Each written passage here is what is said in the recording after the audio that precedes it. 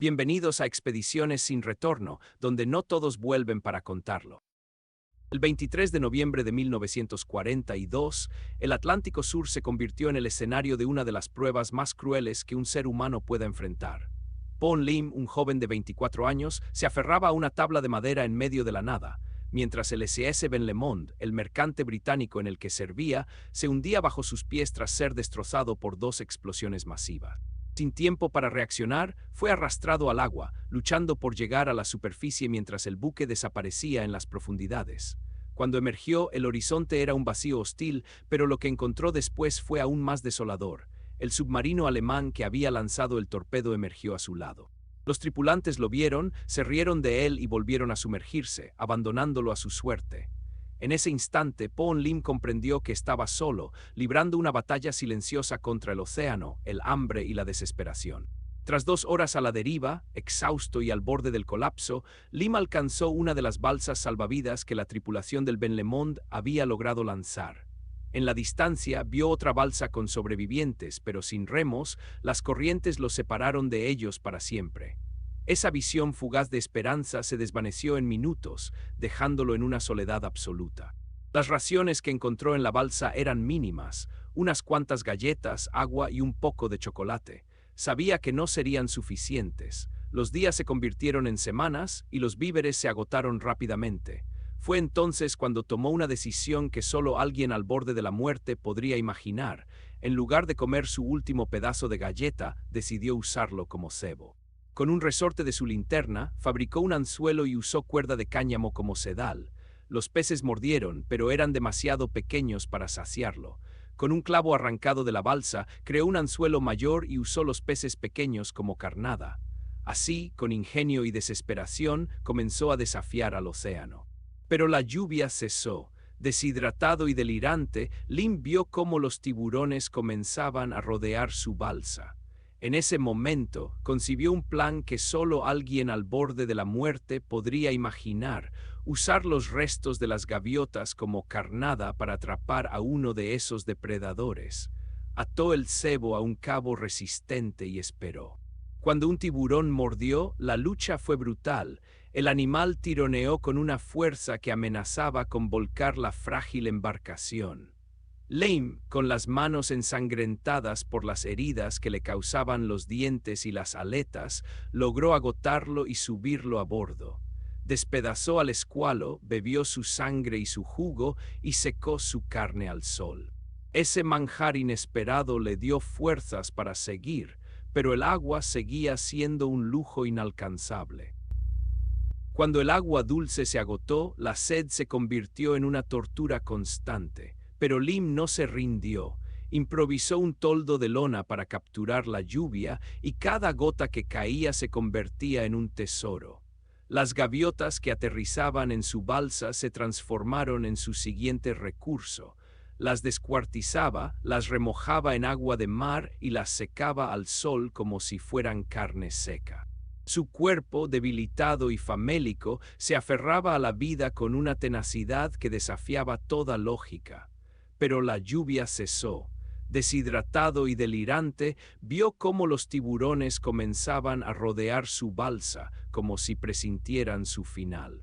En medio de esa pesadilla, concibió un plan que solo alguien al borde de la muerte podría imaginar: usar los restos de las gaviotas como carnada para atraer a los tiburones y luchar contra ellos con sus propias manos. No era una estrategia, era un acto de rebeldía contra el destino. A lo largo de 133 días, el tiempo se volvió una masa informe de luz y sombra. Lim aprendió a leer las señales del cielo. Las nubes cargadas de lluvia se convirtieron en su obsesión. Cada tormenta era una fiesta, cada gota un tesoro. Construyó un sistema de recolección con la lona y un bote de hojalata, y cuando el agua escaseaba, succionaba la humedad de los ojos de los peces. En los momentos de mayor lucidez, repasaba su vida en tierra firme, su hogar en China, el trabajo en la marina mercante, la promesa de un futuro mejor en América. Esas imágenes eran su ancla, pero también su tormento, porque sabía que cada amanecer podía ser el último. El secreto de Paul Lim no era físico, sino mental. Mientras flotaba en esa balsa de 2 metros cuadrados, rodeado por un océano infinito, se impuso una rutina obsesiva. Cada amanecer contaba los días en un nudo en la cuerda, cada atardecer revisaba sus herramientas improvisadas, cada noche dormía en intervalos de 20 minutos, siempre alerta ante el chapoteo de un tiburón o el paso de un barco en el horizonte. Esa disciplina férrea, casi militar, fue su verdadera arma contra la locura, porque el enemigo más peligroso no era el hambre, sino el silencio absoluto que lo envolvía. Durante 133 días, Pon Lim desafió las leyes de la naturaleza y de la probabilidad. Cada amanecer era una victoria silenciosa, cada tormenta una amenaza de muerte. Su cuerpo se consumía, pero su mente se mantuvo enfocada en un solo objetivo: sobrevivir.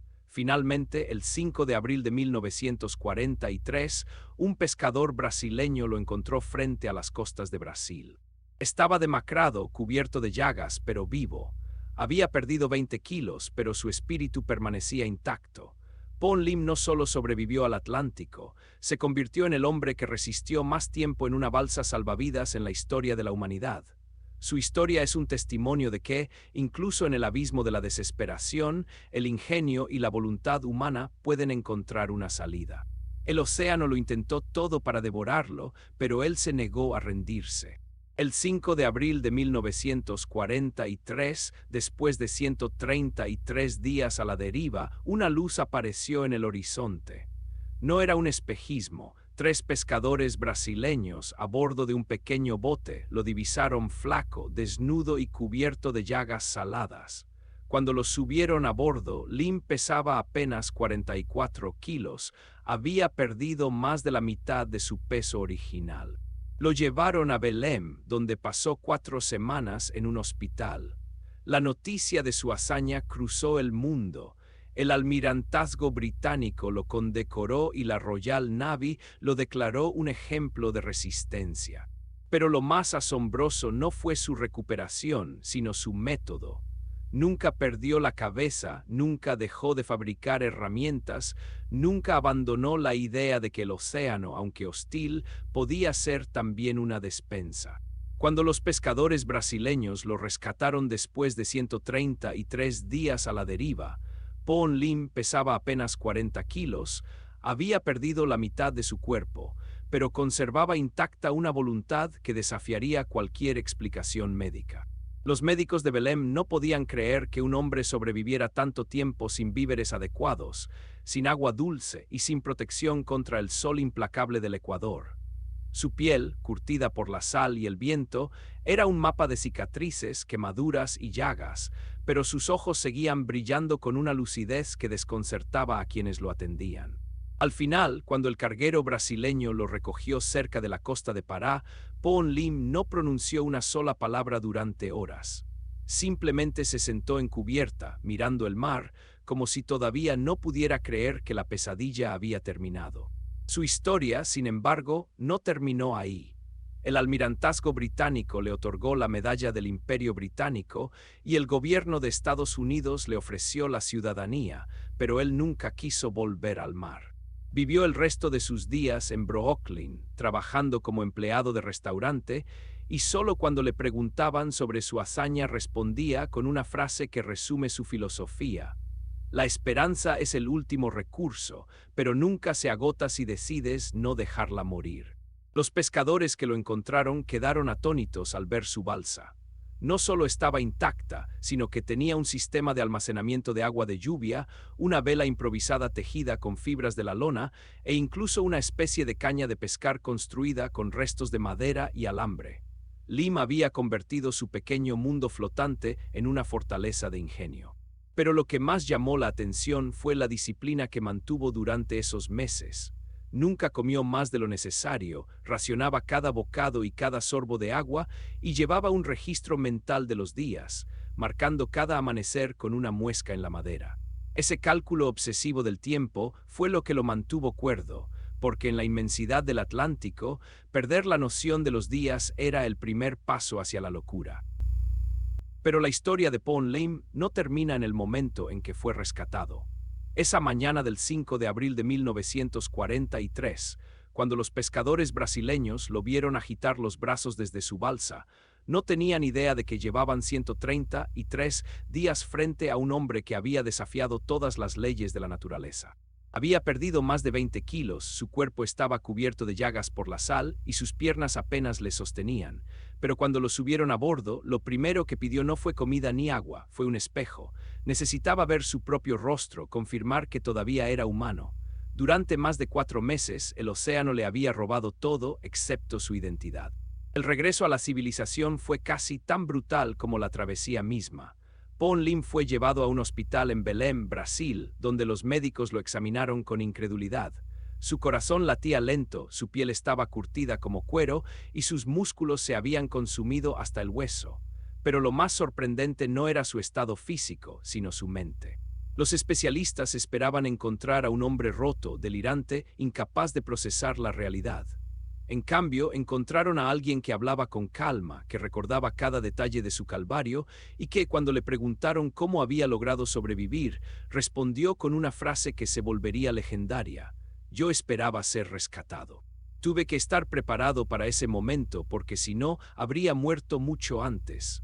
No era arrogancia, era la lógica de un hombre que convirtió la esperanza en un arma. La posguerra convirtió a Paul Lim en una anomalía histórica. La Armada Británica, que había documentado cada caso de naufragio, no encontraba precedentes para su hazaña. Los expertos en supervivencia estudiaron sus métodos: el anzuelo improvisado, la captación de agua de lluvia, el uso de la sangre de las aves como hidratación de emergencia. Pero había un detalle que pocos comprendían: Lim no era un marino entrenado ni un soldado endurecido. Era un mayordomo de 24 años que había trabajado en la cocina del Ben Lemond.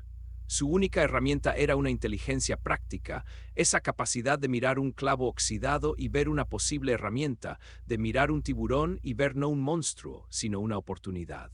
En los años siguientes, recibió cartas de admiradores de todo el mundo, incluida una del propio gobierno británico, que le otorgó la medalla del Imperio Británico.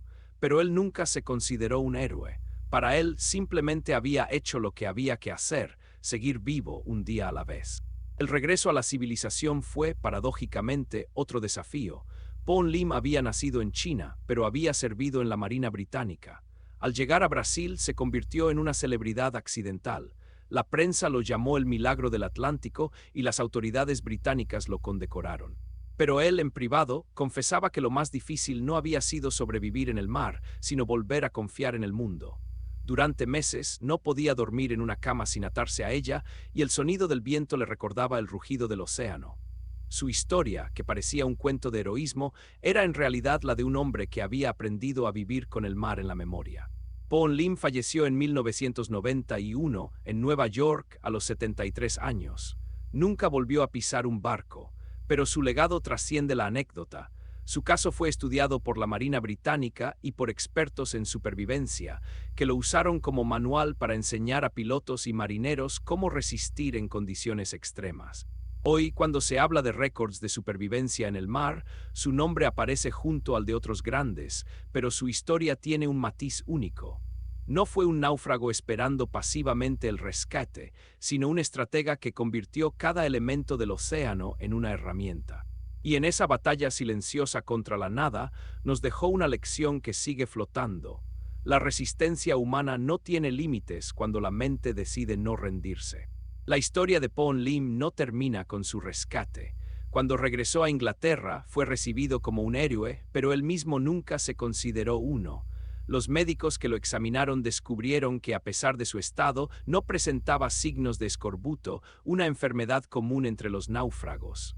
La razón: había complementado su dieta con plancton, que recolectaba con una red hecha de fibras de su ropa.